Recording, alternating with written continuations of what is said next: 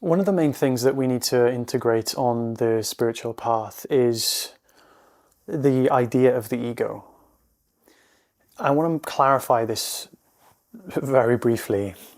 The ego is the belief in separation that then creates a consequent feeling and a consequent action. So a thought that turns into a belief, the belief creates a feeling of lack, unfulfillment, whatever it might be, that then creates an action in the world to try and find fulfillment. And the ego then is an operating function of the mind, one aspect of the mind, one specific collection of thoughts. Imagine the mind has 10,000 thoughts, 5,000 of them may be related to a particular theme, and that theme is thoughts that are on behalf of one belief. That is the belief in separation. The belief in separation is the idea that I am separate from the world, and that is a fundamental fact. That what I am is separate from the world, is limited to the body, and the mind is limited to the body. And I am the consciousness in the mind or body or somewhere in between, and I am limited to those things. That creates the ego. That's the ego. The ego is, it's not the character, it's not the personality, it's not the body, it's not the mind. People think, no, you need an ego to experience. You don't need an ego to experience.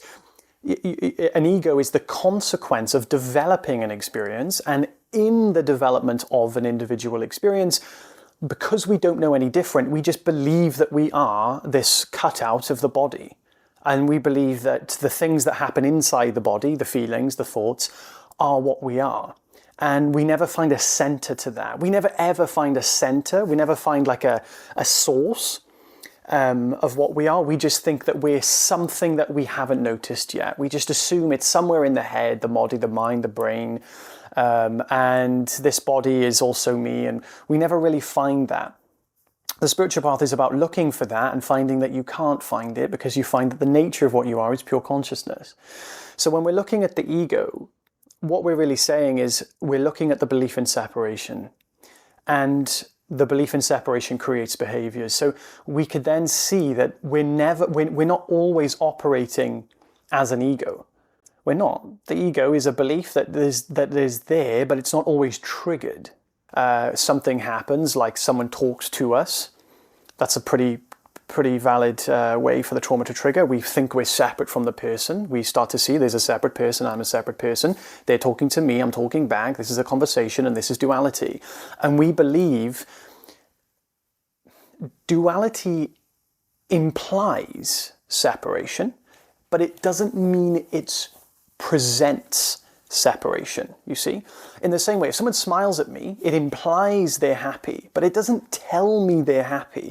It doesn't say this person is happy. It implies that they're happy. It also implies that maybe they like me, maybe they like my shirt, you see? Maybe they just want to be nice. It implies these things. It doesn't tell me these things. In the same way, duality implies, experience can imply separation. It doesn't tell us separation. Now, the spiritual path and the dissolution of the ego is really the dissolving of reality implying separation, fundamental separation. There's obviously separation in duality. That's the point of duality. It's the reason that it gives us the power to read a book. It gives us the power to comprehend. It gives us something to comprehend, you see? Because without the comprehension, there's just absolute. There's nothing to comprehend. So comprehension has to have a form of duality first, then comprehension brings us back to non-duality. So the whole cycle works this way. Duality and non-duality, they are coherent. Duality isn't fundamentally real. However, being the source of reality, we give it reality. And that's what we're experiencing. It's the yin and the yang. I've got a video on this. I'll maybe share it somewhere. I usually forget to do that. I need to hire someone to do this because I always forget. I'll put it somewhere. But what we're doing is we're essentially developing an individual experience. And the ego is the belief that we are fundamentally the individual experience. The dissolution of that means that we are then fully able to enhance our character, our personality. We're able to be more of what we are naturally. So if you think of, like, imagine the white light of consciousness shines into the finite mind, And the finite mind shines, depending on the veiling or the filter that mind is representing, either separation or happiness, true happiness, which is ultimately the lack of separation, the lack of that belief. Then it will shine with the colors that veiling or covering is presenting. So, for example, if light shines through me, through the white light of pure consciousness, which is happiness itself, shines through the filter of separation, my character will express maybe shy, because what I'm doing, filtered through separation, is I'm worried. I need to defend. I don't know where my happiness is. I feel like I'm separate, and if I'm separate, I'm at a threat from my environment. I'm at a threat of losing my identity. I'm at a threat of everything. And I'm also trying to find my identity, trying to find my innate happiness. So I'm very careful with what I do, and I don't want to express too much, or maybe I'll be seen and someone will catch it.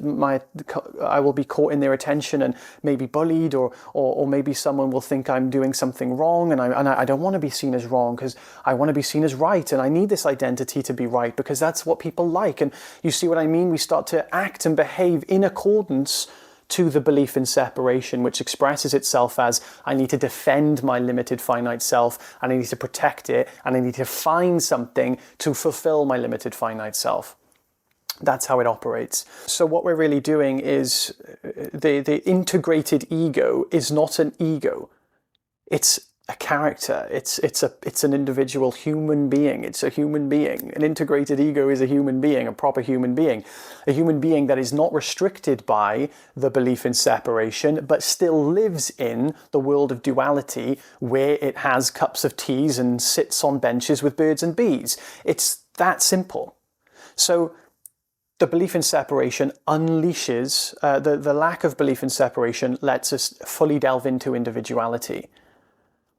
Then duality, the world we experience, or we type on keyboards, talk to our friends, it doesn't imply separation anymore. It's filled with unity. And the paradox is, we are both of those things. We can simultaneously live in that place. This is where all the spiritual teachings are trying to take us. They're not trying to take us to there's nobody here, no one's home, no one's listening, no one's there. They're trying to take us to a raw, authentic, fun, pleasurable human experience. That includes duality. It doesn't imply separation anymore. That's the difference. So then we're free to be who we are. We're free to be the character that we are. We can say and do what we want. Obviously, in coherence with that understanding, because people think, oh, if I do that, I'm just going to shoot people and kill them. No, you're not going to do that, obviously, because you'll be a natural expression of happiness. Happiness can only create more happiness. It's impossible you can't put white paint on a wall. You can't put white weight on a white wall. You can't put white paint on a black wall and not get white paint on a black wall. If you put it there, it will be there. If you put happiness there, it will be there, you see? Likewise, if you share unhappiness, typically you'll get unhappiness back. So it's that simple. I hope this brings some clarity. This is why the ego's never really existed.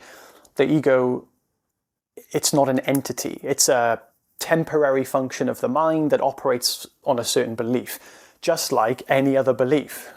So it's not really got this important thing to it. It's just a fleeting function that's temporary there, sometimes not. So I have a free community. I take people through this understanding every single week. If you'd like to join that, the link's in the description. I'd love to see you there. Take care, guys. Have an amazing day. Bye.